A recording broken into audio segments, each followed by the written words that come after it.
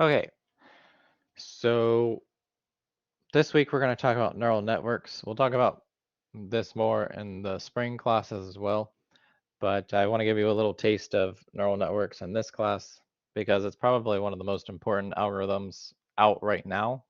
They were actually first developed in like the 80s, but because we didn't have enough computing power, they kind of fell to the wayside.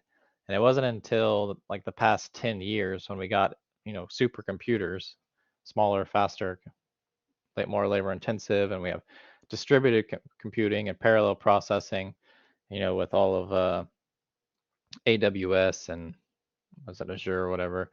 And now we can run these giant neural network models. And so if you ever hear the term deep learning, that really is just a really big neural network, as well as a lot of the artificial intelligence that, there's been a big buzz about is really just built off of neural networks. So they've become the most important, most powerful of the algorithms. So let's talk more about that. So this presentation is on neural networks, and the information covered in this presentation should help you with homework 7 and 8. So when examining nonlinear relationships, a nonlinear method of analysis provides more accurate results. So, and most of the models are, real world are not going to have a linear relationship. So we needed to develop some nonlinear model types. So a neural network is a type of nonlinear analysis. So neural networks are algorithms trained to recognize nonlinear patterns in data, and it was developed based on the patterns identified in the human brain. So relationships within the data are identified and analyzed to discover patterns and are used to solve complex problems. So neural networks are generally used when the data set is highly dimensional. What does that mean? When we have a lot of independent variables. Um, other forms, like I was just talking about with regression in the previous week, when you have too many variables, we come into bias problem. So using something like a neural network, we can overcome some of that bias in a different way. So neural networks are good to solve a lot of analytic problems. For example, predicting customer behavior, understanding buyer segmentation, developing brand strategies, optimizing inventory, forecasting sales, improving marketing automation, development of digital content, and many other situations. So neural networks are flexible and effective, which allows them to be applied in many situations as well. They can be used to classify new customers, customize digital content, predict lead scoring, personalize experience, entice customers to the store, determine customer lifetime value, define segments, increase new customers, make product and service recommendations, and analyze audience sentiment. So basically, these neural networks have been applied to every situation you can think of. In particular, in marketing, they're being used even for speech recognition and image recognition to try to determine, you know, based on the data that they can collect on you and market to you as their ultimate goal, I guess. But we'll get more into that when we start talking about real world examples. This is kind of what a neural network looks like. So neural networks are structures and have three main layers: the input layer, a hidden layer, and an output layer. So we will discuss these more in depth on the next slides, but this diagram shows you kind of the basic layout of a neural network. If you were to look up what they, just a general image, you'll see that we have our input layer. So that's just our regular independent variables. And then we have our output layer. So here it looks like it's going to be a binary output. So whether we have purchasers or non-purchasers, and that's going to be two different groups of people, right? So, but it could be coded as 0 or 1. Then we have this hidden layer that's going to give us all sorts of, you can have multiple hidden layers too, but we'll get more into that. But what we're going to be really interested in is the exact same.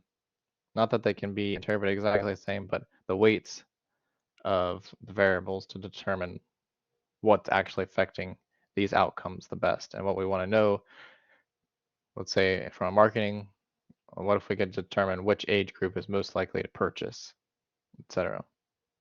Or like, if we're using location data, what geographic area of the United States is most likely to purchase. So it would change how we market, who we market to. But the underlying model can be applied to many different things. Okay, so more definitions. Okay, so neural networks are complex but can be broken down into basic elements. So the neurons or nodes are weighted inputs whose values are summed and applied to an activation function for an output. So each of those little, circles on the previous chart here, these are the nodes or neurons.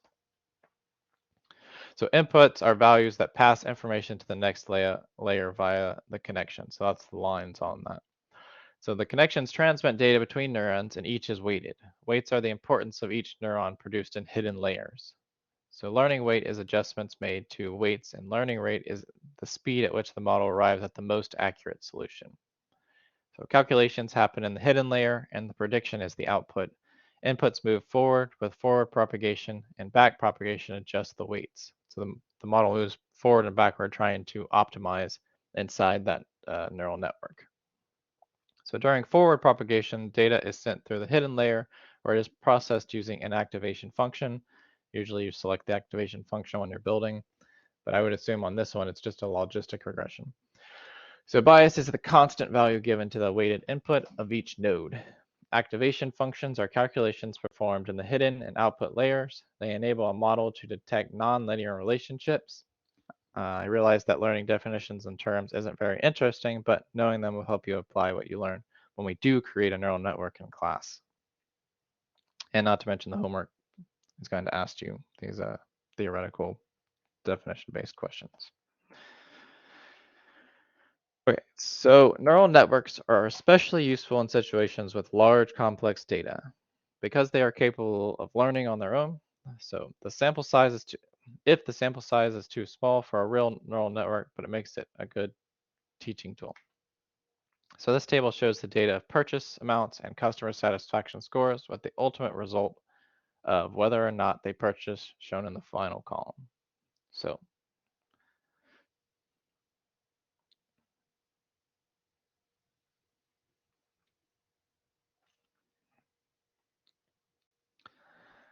predicting customer purchase using a neural network. So we have their past purchase amount, so only and satisfaction score. So we have these two variables. Then that's our inputs. So that's the data here that would go into those two nodes. And we send it through the hidden layer with whatever activation function we selected. Like I said, this is probably going to be some kind of logistic model because we have a binary output. So the activation function is applied, it predicts, and then it'll move back and forth through the model until it believes it's optimized. And then it will tell you basically what the weights are and what you may be able to interpret based on lookalike models after this. So somebody who has past purchase amount of 20 and a customer satisfaction score of 90, if we find more customers similar to that, then those are the people we should market to. People that spend less money and are less satisfied, probably not going to purchase. Or we could also determine, going the other way, what is the better predictor? Amount of money spent or customer satisfaction score? And clearly, the customer satisfaction score seems to be more important than how much they spend. But I mean, that's just basic visual. But I can only do that because the data set's so small. If we had, every person in the United States, 330 million people, we wouldn't be able to just glance at the data and say, oh, this variable is probably more important. But finding out what the more important variable is would help us to understand like how we can apply the data and what changes we can make to, from a business stance, ultimately make more money.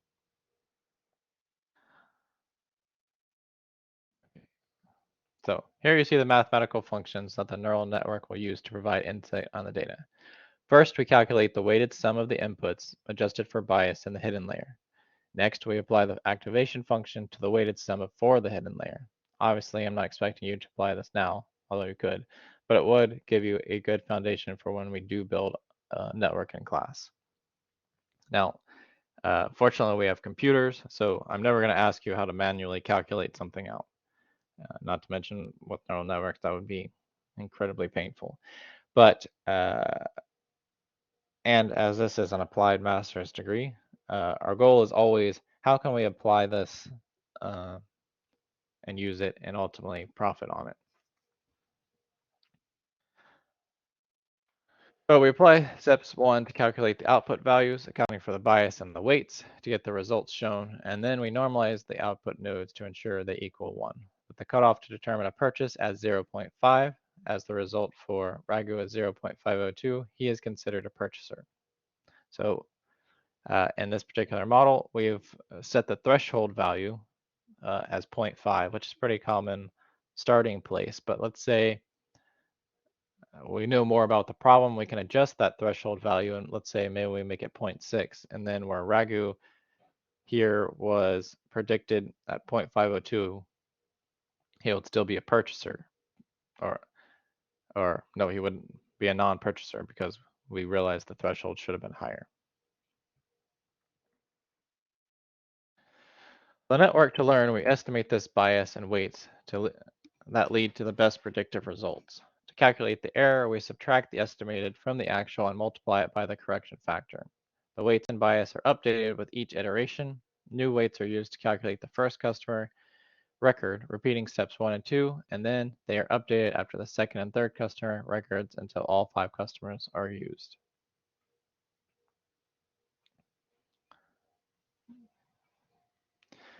So what does the network, or when does the network stop learning? It's important to know when the network has stopped learning and when to stop training to avoid underfitting or overfitting. First, you monitor the model's performance while training it.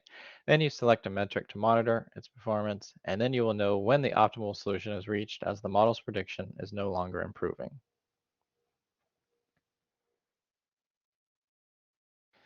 So there are several things to keep in mind when using a neural network. The network is unable to determine results that are out of its range. Only key predictors are used rather than a set number of features. The size of the network can vary based on the complexity and number of features. Complicated solutions that may result from the neural network can be difficult to understand and explain, and this may lead to a lack of trust. There are several commercial and open source programs available to develop neural networks, and when you are planning to create one, you would need to determine the best option for the situation. The best approach for cost-effective predictive capabilities is to think of traditional machine learning and deep learning as complementary. All right, so that was a brief overview of what a neural network is. We'll talk more about in class uh, about neural networks and designing them and building them and interpreting them in the live session. But this presentation on neural networks should prepare you to complete homework 7 and 8.